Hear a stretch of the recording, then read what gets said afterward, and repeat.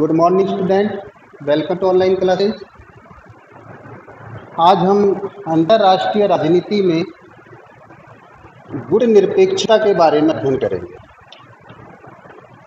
गुट निरपेक्षता क्या है? गुट निरपेक्षता का उदय किन परिस्थितियों में हुआ था?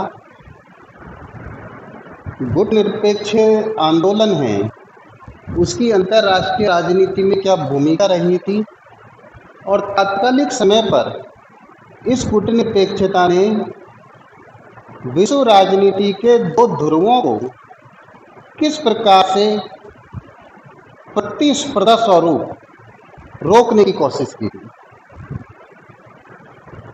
1945 में ये विश्व दो गुटों में विभाजित हो गया था और ये दो गुट थे, एक संयुक्त राज्य अमेरिका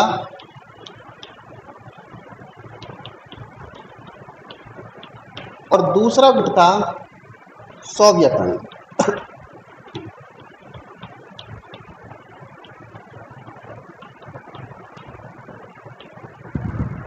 इन दोनों ही गुटों में विचारधाराओं की प्रतिस्पर्धा हुई। संयुक्त राज्य अमेरिका है, वो पूंजीवादी विचारधारा वाला गुट था और सोवियत संघ है, ये साम्यवादी विचारधारा वाला गुट था।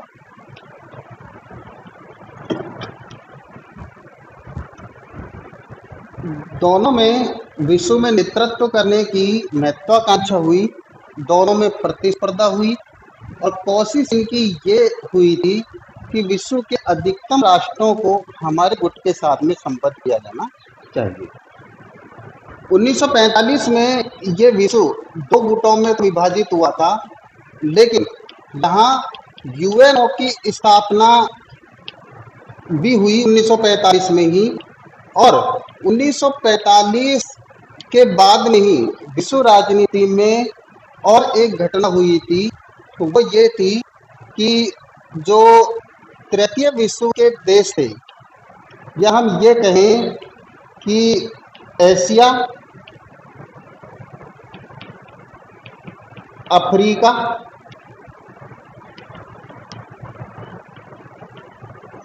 व लैटिन अमेरिका के देश, जो पहले यूरोपियन महाशक्तियों के आधिपत्य में थे। यूरोपियन महाशक्तियों को हम देखते हैं तो ब्रिटेन, फ्रांस, जर्मनी, इटली आदि के आधिपत्य वाले देश थे। इनमें इनका साम्राज्य स्थापित था। विश्व युद्ध में बहुत सारा परिवर्तन देखने को मिला था और परिवर्तन स्वरूप जर्मनी और इटली है उसका विनाश हो गया था और ब्रिटेन और फ्रांस है वो आर्थिक दृष्टि से कमजोर हो गए।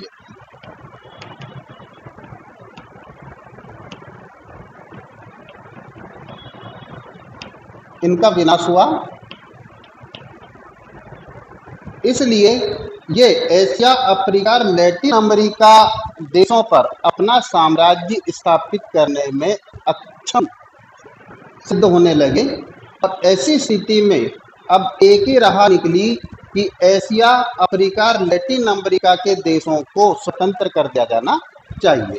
दूसरी ओर जो यूएनओ की स्थापना हुई, उसमें संयुक्त राज्य अमेरिका ये चाहता था कि अब विश्व के देशों को आत्मनिर्णय का अधिकार होना चाहिए और वो उन्मुक्त वातावरण में अपना जीवन जिए। इसी को लेकर एशिया, अफ्रीका और लैटिन अमेरिका के जो देश हैं वो 1945 के बाद में स्वतंत्र होने लग गए थे।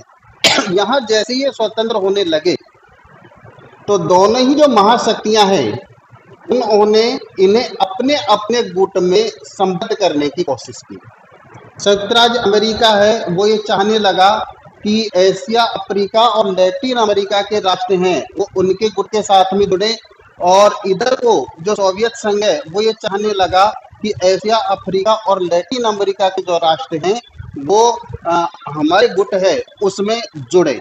ऐसी स्थिति में एशिया, अफ्रीका और लैटिन अमेरिका के जो राष्ट्र हैं उनके सामने एक बहुत बड़ी समस्या उदित हो गई थी कि आखिर में क्या किया जाना चाहिए। ये जो समस्या थी, इस समस्या को सबसे पहले भारत के पंडित जवाहरलाल नेहरू जी ने, जो उस समय तात्कालिक प्रधानमंत्री थे, तो इधर को मिस्र, जो मध्य पूर्व का राष्ट्र है, उसके नेतृत्व करता थे नासिर, और इधर को पूर्वी यूरोप का जो देश है यूगोस्लाविया,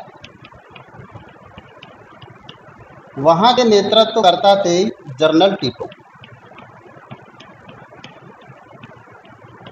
सबसे पहले एक सोच है, उसका प्रारंभ पंडित जवाहरलाल नेहरू जी ने किया था, लेकिन नासिर और टीटो साहब हैं वो नेहरू जी का जो विचार है उसे सहमत हुए, और इसी वजह से अंतर्राष्ट्रीय राजनीति में इन तीनों का ही नाम आता है, ये तीनों देशों का और नेतृत्वकर्ताओं का नाम आता है कि इन्होंने विश्व राजनीति में जो गुट निरपेक्षता है उसका चलन शुरू किया।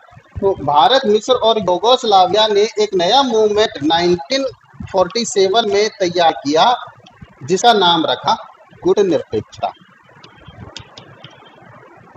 इससे तात्पर्य ये लिया गया कि एशिया, अफ्रीका, लैटिन अमेरिका के ऐसे राष्ट्र जो अब यूरोपियन महाशक्तियों से स्वतंत्र हुए हैं, वो अलग से अपना एक मूवमेंट तैयार करें, आंदोलन तैयार करें, संगठन तैयार करें, और दोनों ही महाशक्तियों की जो प्रतिस्पर्धा है इससे बिल्कुल ही दूर रहें। इससे कई प्रकार के जो लाभ हैं वो इन राष्ट्रों को और इन नेतृत्वकर्ता हैं इनको दिखाई दिए। और हम यहाँ लाभों की बात करें तो ये कहें कि इन देशों के सामने एक जो मनोवैज्ञानिक व्यवस्था है वो थी, दूसरा आर्थिक कारण है वो सामने आ गया था, तीसरा है सैनिक कारण है वो सामने आ गया था। ये ऐसी जो चीजें थी जो इनके लिए लाभदायक सिद्ध होने वाली थी। मनोवैज्ञानिक व्यवस्था ये कि हम बहुत लंबे समय से यूरोपियन महाशक्तियों के अधीन रहे हैं, अभी हम मुक्त हुए हैं, और अगर हम किसी गुट में संबद्ध हो गए तो फिर हम पुनः पराधीन होकर रह जाएंगे, और किसी भी प्रकार से हम अपनी स्वतंत्र रीति नीति है उसका निर्माण नहीं कर पाएंगे। तो एक सोच थी इसमें। आर्थिक जो लाभ है वो ये था कि इनको ये दिखाई दे रहा था कि दोनों ही जो महाशक्तियां हैं वो ताकतवर हैं और आर्थिक दृष्टि से भी सशक्त हैं। अगर हम किसी भी गुट में संबद्ध नहीं हुए तो हम इन दोनों से ही आर्थिक लाभ प्राप्त कर सकते हैं। संयुक्त राज्य अमेरिका से भी हम आर्थिक लाभ प्राप्त कर सकते हैं, और सोवियत संघ से भी हम आर्थिक लाभ प्राप्त कर सकते हैं, और ऐसा आगे चलकर हुआ भी। सही कारण ये कि ये देश स्वतंत्र तो हो गए थे, लेकिन सैनिक रूप से अभी भी ये सक्षम नहीं थे। जैसे इनके देशों में जो सेना है उसका इतना ज्यादा गठन नहीं हुआ था, तो ऐसी स्थिति में अभी भी ये विश्व की महाशक्तियों पर ये अपनी सुरक्षा के लिए निर्भर थी। तो इसी कारण से इन्होंने ये देखा कि हम किसी भी गुट में संबद्ध न हो। अगर हम किसी एक गुट में संबद्ध हो गए तो निश्चित रूप से दूसरे गुट का हमें किसी प्रकार का कोई सहयोग नहीं मिलेगा। और उस समय ये दोनों ही महाशक्तियां हैं, इन्होंने एक दृष्टिकोण का निर्माण कर दिया था। वो ये था कि एक तरफ काली भेड़ें हैं तो दूसरी तरफ गोरी भेड़ें हैं। जो हम दूसरा सिद्धांत लागू किया था कि जो हमारे साथ में नहीं है वो हमारा शत्रु है। जब दृष्टिकोण ही अंतर्राष्ट्रीय राजनीति में इस प्रकार का बन गया कि जो हमारे साथ में नहीं है वो हमारा शत्रु है, तो क्यों भारत जैसा राष्ट्र है वो ये किसी भी गुट में संबद्ध होकर अकारणीय दूसरा जो गुट है उससे शत्रुता क्यों मोल लेना चाह रहा था। दूसरा जो हमारा ऐतिहासिक जो कारण है इसके रूप में हम देखते हैं कि शुरू से ही जो भारत है उसने सर्वधर्म समभाव और सभी के साथ में एक सहयोग की जो नीति है उसको अपनाकर चलने की कोशिश की, और वो चाहता था कि अंतर्राष्ट्रीय राजनीति में हम सभी देशों के साथ में अपने अच्छे संबंधों का निरूपण करके चलें, हम सभी से अच्छे संबंध बनाएं, ये सारी चीजें ऐसी थी जो भारत को लाभ प्रदान करने वाली थी। इस वजह से भारत ने किसी भी गुट में संबद्ध न होकर एक गुट निरपेक्षता है उसका आह्वान किया। और ये जो गुट निरपेक्षता है इसके आह्वान स्वरूप या कहे कि 1947 से इसकी शुरुआत हो गई थी और इसकी जो परिणति है वो औपचारिक रूप से 1961 में देखने को मिली थी, जब इसका प्रथम शिखर सम्मेलन यूगोस्लाविया के बेलग्रेड में देखने को मिला था। इस बेलग्रेड शिखर सम्मेलन में 25 राष्ट्रों ने भाग लिया था और यहीं से इसकी औपचारिक शुरुआत मानी जाती है। और फिर धीरे धीरे वर्तमान समय पर हम देखते हैं कि अब इसे गुट निरपेक्षता में 120 सदस्य राष्ट्र हैं जो ये इंगित करते हैं कि विश्व राजनीति में गुट निरपेक्षता है इसका भी अपना रोल है और इसने विश्व राजनीति में तो अपने रोल को निभाया ही है। इसी के साथ साथ में यूएनओ में भी संगठित होकर अपनी जो मांगे हैं इनके संदर्भ में इनकी भूमिका को निभाया है और दोनों ही जो महाशक्तियां थी उसके कारण प्रतिस्पर्धा को इन्होंने स्थिर रखने का जो कार्य है वो किया है। और विश्व राजनीति में कई बार ऐसी जो घटनाएं हैं वो होने जा रही थी कि कभी भी एक चिंगारी है वो ज्वालामुखी के रूप में सामने आ सकती थी, उसको रोकने का जो कार्य है वो गुट निरपेक्षता के माध्यम से किया गया था। हालांकि पंडित जवाहरलाल नेहरू है उन्होंने इस शब्द है इसके संबंध में ये कहा था कि हम स्वयं ही इससे संतुष्ट नहीं है, इस शब्द से संतुष्ट नहीं है क्योंकि इसमें नकारात्मक जो प्रतिध्वनि है वो सामने निकल कर आती है। गुट निरपेक्षता है इसे तात्पर्य कि दोनों गुटों से निरपेक्ष तटस्थ हो जाना। यहाँ नेहरू ये कह रहे थे कि हम ना तो दोनों ही गुटों से तटस्थ रहेंगे और ना विश्व राजनीति से तटस्थ रहेंगे, अपितु हमारा उद्देश्य है वो ये रहेगा कि हम सभी गुट और विश्व राजनीति में अच्छे संबंधों का निरूपण करते हुए या सभी देशों के साथ में संबंधों को स्थापित करते हुए दोनों महाशक्तियां अगर किसी भी प्रकार से कुछ त्रुटि करती हैं, गलत करती हैं, तो हम जो गलत है उसका विरोध करेंगे और जो सही है उसका समर्थन करेंगे। इससे तात्पर्य हमारा गुट निरपेक्षता से है।